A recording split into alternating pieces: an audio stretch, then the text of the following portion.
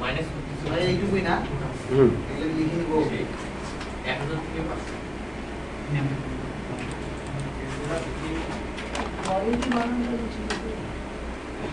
QUA QUA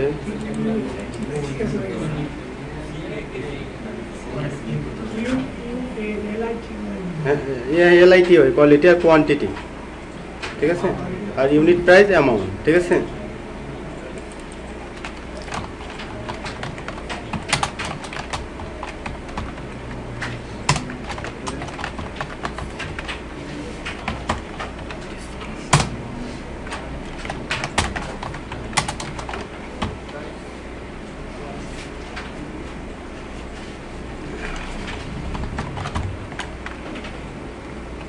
তাহলে এটা আপনারা করতে পারবেন না, খাতায় লিখে নিতে পারেন আপনারা, ঠিক আছে। হ্যাঁ কোয়ান্টিটি আমি একটু পরে বলতেছি, আপনাদের লেখা শেষ হলে। এখন আমি আপনাদের প্রথমে আপনার সিরিয়াল নাম্বার লিখছেন না, সিরিয়াল নাম্বার লিখছেন আপনারা। আসলে আমরা আসলে এখানে আমি আপনার কথা বলি, কথাটা আগে শোনেন। আপনারা যখন আসলে সিরিয়াল নাম্বারটা লিখবেন, সিরিয়াল নাম্বারটা আমরা কেন দেই, আসলে আপনি কয়টা প্রোডাক্ট মানে কিনলেন, এটা হলো সিরিয়াল নাম্বার। এটা হলো কি বলেন তো, সিরিয়াল নাম্বার। আর এটা হলো প্রোডাক্ট নেম, আপনি কি কি প্রোডাক্ট আসলে কি ক্রয় করবেন, ঠিক আছে। আর এটা হলো কোয়ালিটি, আসলে পণ্যটা যে কোয়ালিটি, প্রত্যেকটা পণ্যের কিন্তু একটা করে কোয়ালিটি থাকে। কোয়ালিটি হলো সিরিয়াল নাম্বারটা, মনে করেন যে প্রত্যেকটা পণ্যের কিন্তু একটা সিরিয়াল নাম্বার থাকে। যেমন আপনি মনে করেন যে প্রত্যেকটা মানে মনিটরের পিছনে দেখেন যে বেনকিউ লেখা আছে, তাহলে এই প্রোডাক্টটা বেনকিউ না এটা, হ্যাঁ সেরকম আসলে এই প্রোডাক্টটা কিন্তু একটা সিরিয়াল নাম্বার আছে, ঠিক আছে। অথবা মনে করেন যে কোনো একটা নাম্বার থাকে, ওটা ওদের সিরিয়াল নাম্বার, ওই সিরিয়াল নাম্বারটা আর কেউ ব্যবহার করে না। আর কোয়ান্টিটি মনে করেন যে আপনি কয়টা কিনবেন, পরিমাণ, ঠিক আছে না, আপনি আসলে কি পরিমাণ আসলে কিনতে চান প্রোডাক্টটা, সেটা আপনার উপর নির্ভর করবে। আর এই ইউনিট প্রাইস, আসলে প্রত্যেকটা পণ্যের মূল্য কত, এক একটা পণ্যের মূল্য কত। আর এটা হলো অ্যামাউন্ট, আসলে অ্যামাউন্টটা আপনার কত হবে, বুঝতে পেরেছেন আমার কথা। আপনি যদি এরকম একটা ক্যাশ মেমো তৈরি করতে পারেন, তাহলে আপনি যে কোনো ধরনের ক্যাশ মেমো তৈরি করতে পারবেন। এখানে কিন্তু আমরা কিছু সূত্র প্রয়োগ করব, আসলে আমরা কিভাবে করব। প্রথমে আমি আপনাদের যে সিরিয়াল নাম্বারটা দিব, সিরিয়াল নাম্বারটা মনে করেন যে 1 থেকে 100 থাকতে পারে, বা 1 থেকে 100টাও থাকতে পারে। আমরা ঠিক এখানে 1 দিলাম, এটা 2 দিলাম, তাহলে এটা আমার সিরিয়াল নাম্বার না। এটা আমি ড্র্যাগ করে দিব, এটা তো আপনারা সবাই পারেন না। এখানে আপনি 20 পর্যন্ত দেন, তাহলে 19টা সিরিয়াল হলো।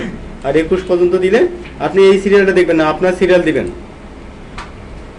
এখানে আপনি ঠিক মনে করেন যে প্রোডাক্ট নেম আপনি কি ক্রয় করবেন, ঠিক মাউস ক্রয় করবেন, বা কিবোর্ড ক্রয় করবেন, বা সিপিইউ ইউপিএস ক্রয় করবেন, সিপিইউ ক্রয় করবেন, মানে ক্রয় করবেন। আপনি যেটা ক্রয় করতে চান, আসলে এখান থেকে আপনি সেটাই ক্রয় করতে পারবেন। এখন আপনি যদি এখানে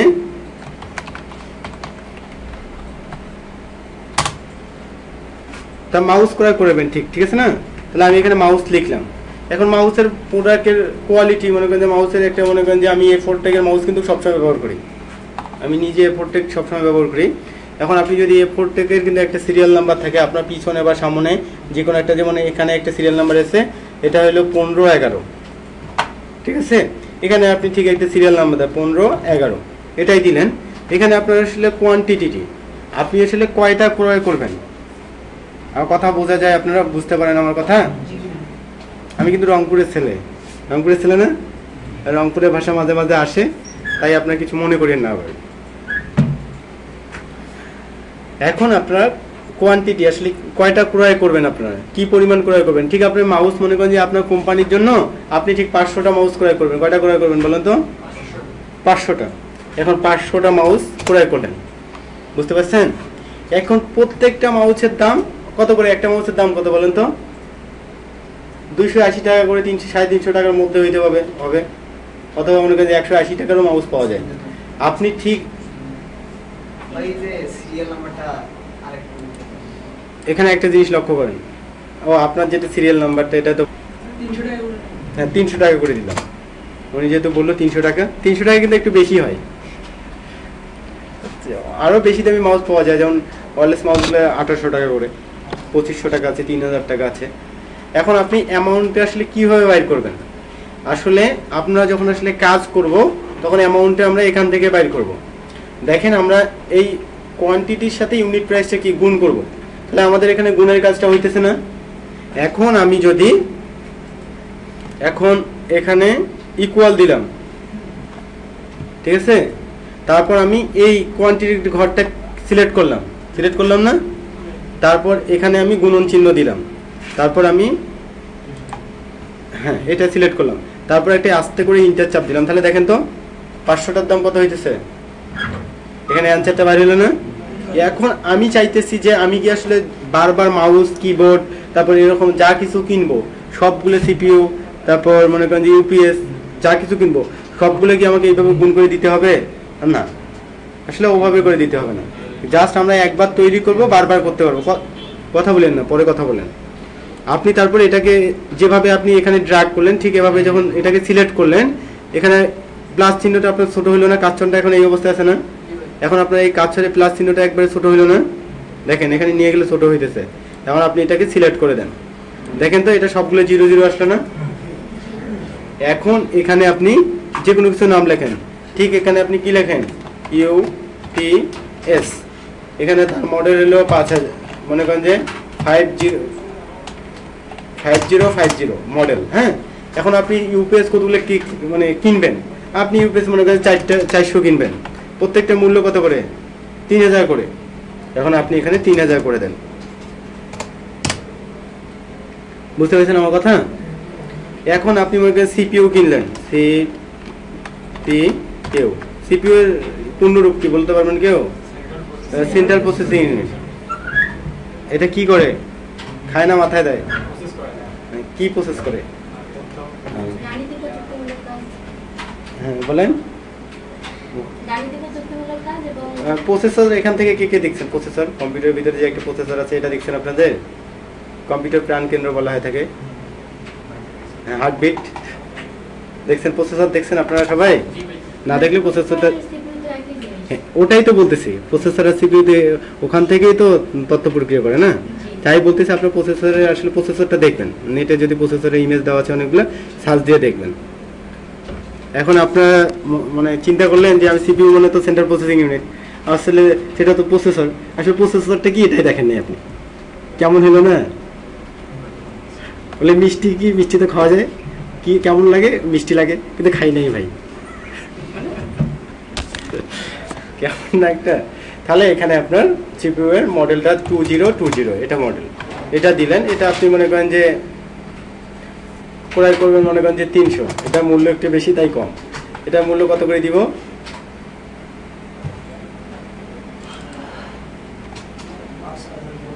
এটা মনে করেন 7000 করে দিব। এটা বুঝছেন? এতটুকু কে বোঝেন নাই বলেন তো? হ্যাঁ, এতটুকু বুঝছেন?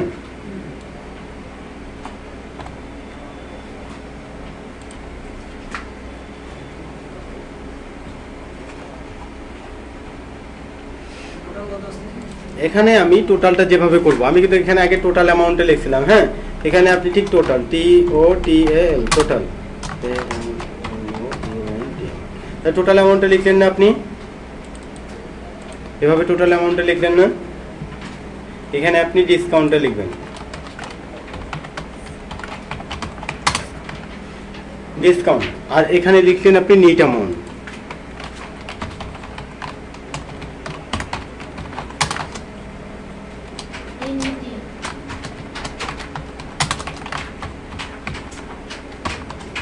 ঠিক আছে?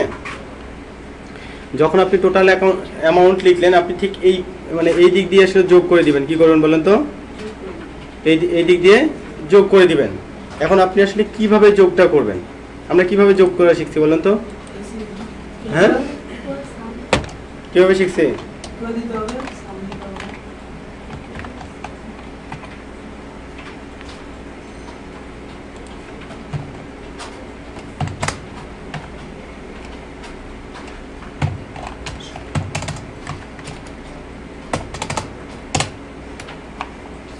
এটা কে কে বোঝেন নাই বলেন তো? বুঝছেন সবাই এটা? এখন আমরা যদি টোটাল করতে চাই কিভাবে করতে হয় আমাদের? হ্যাঁ, ইকুয়াল SUM সাম, ফার্স্ট ব্র্যাকেট শিফট, তারপর এটা থেকে এটা সিলেক্ট। এতটুক কে বোঝেন নাই? বুঝছেন সবাই? এতটুকু বুঝছেন সবাই? এটা কিভাবে করলাম? তাহলে আমরা এই দিক দিয়ে আসলে যোগ করে দিলাম। এখন আমি এখানে একটা ডিসকাউন্ট নামে একটা অপশন লিখছি, ডিসকাউন্ট নামে একটা অপশন লিখছি না? যদি আমরা আসলে ডিসকাউন্ট নামে আসলে আমরা যে কোনো পণ্য যদি আসলে ক্রয় করতে চাই তার উপরে আমাদের ডিসকাউন্ট দেয় না কোম্পানি? এখন যেহেতু আমরা এখানে অনেকগুলো টাকার পণ্য কিনলাম, অনেকগুলো টাকার পণ্য কিনলাম না, সেহেতু যদি আপনার 2% কমিশন দেয় বা 2% আপনাকে ডিসকাউন্ট দেয়, তাহলে তবু অনেক টাকা হবে না?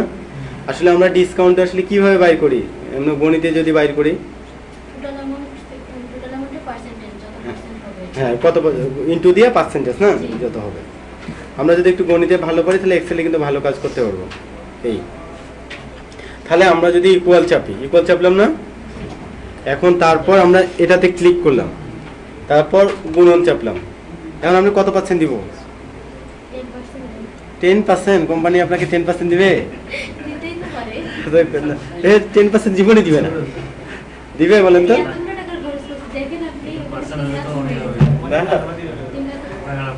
তাহলে কোম্পানি কিন্তু আপনার মতো হইতে হবে বেশি করে, যেমন না 10% দেয় কোম্পানি, 3% দেয়, ঠিক আছে? তারপর ডিভাইডেড 100, উনি যেটা বললো ডিভাইডেড 100, উনি যদি মনে করেন যে 100 দিয়ে ভাগ দেয় সেটাও হবে, অথবা আমরা এখান থেকে শিফট চেপে ধরে 5 চাপলে ডাইরেক্ট পার্সেন্টেজ আসবে। দেখছেন সবাই পার্সেন্টেজ? আমরা যদি ইনচার্জ চাপি তাহলে এটা হলো আপনার এটা টাকা, দেখছেন 3% হলে কত টাকা আসে? হ্যাঁ 1,06,500 টাকা। তাহলে আপনার যদি 3% দেয় তাহলে 1 লাখ টাকা আসে। তাহলে দেখছেন যারা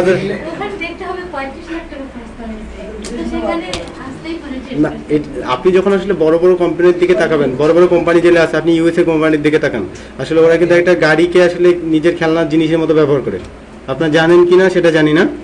যে কোনো লোক যদি বাইরের দেশে থাকছে আমাদের এখান থেকে যায়, যে ওখানে থাকে, যে কোনো মনে করেন যে একটা গাড়ি ওরা 3 থেকে 4 মাস এর বেশি ব্যবহার করে না, আবার চেঞ্জ করে।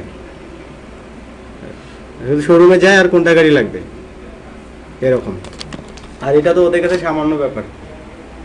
আপনার রংপুরে সামান্য যে দোকানগুলো, আইটি দোকানগুলো আছে, ওদের সাথে কথা বলি দেখেন, না সুপার মার্কেটের দোকানের দিকে তাকান, যে কোনো দোকানদার সুপার মার্কেটের যে কোনো দোকানে পার ডে সর্বনিম্ন 30 থেকে 40,000 টাকা বেচা কিনা হয়,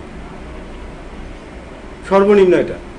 কারণ যদি তারা 30 থেকে 40,000 বা 50,000 টাকা বিক্রি করতে না পারে তাহলে আপনার সাথে মার্কেটে টিকতে পারবে না। কারণ একটা দোকান ভাড়ায় 40,000 টাকা মাসে দিতে হয়। এখন তাহলে নিট অ্যামাউন্ট, আসলে নিট অ্যামাউন্ট কিন্তু বুঝলাম না। ও ডিসকাউন্টটা আরেকবার না? তাহলে আমরা যে ডিসকাউন্টটা কিভাবে করব? আসলে উনি একটা ভালো কথা বললো, আমরা ডিভাইডেড 100 দিয়ে যদি ভাগ করি সেটাও আমরা করতে পারবো, অথবা আমরা যদি পার্সেন্টেজ করতে চাই সেভাবে করতে পারবো। আপনাদের ইচ্ছা, আপনি যেভাবে আসলে বুঝবেন আপনি সেভাবে করবেন, তবে সহজ নিয়ম সবসময় শিখবেন।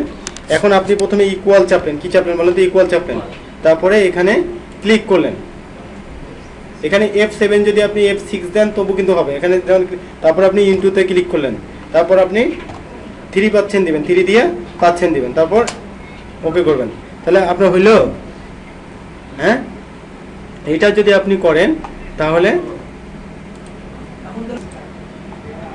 তাহলে এখানে দেখেন নিট অ্যামাউন্ট যদি আমরা এখান থেকে টোটাল থেকে এটা আমরা বাদ দেই তাহলে আমরা বাদ দিতে পারবো কিন্তু।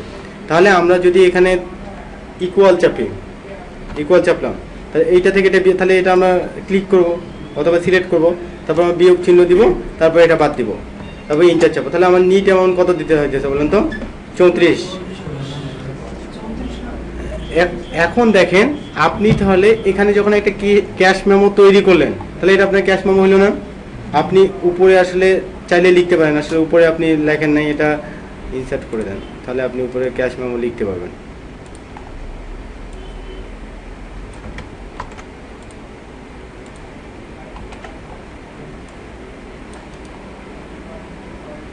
মার্সেলটা আজকে থাক, আজকে দেখাবো মার্সেলটা।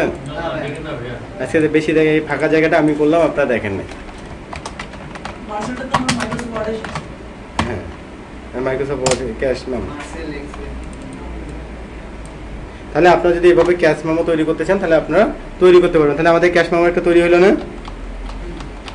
হ্যাঁ, এখন যদি আমরা একটা ক্যাশ মেমো তৈরি করতে চাই তাহলে কিভাবে তৈরি করবো, পারবেন সবাই?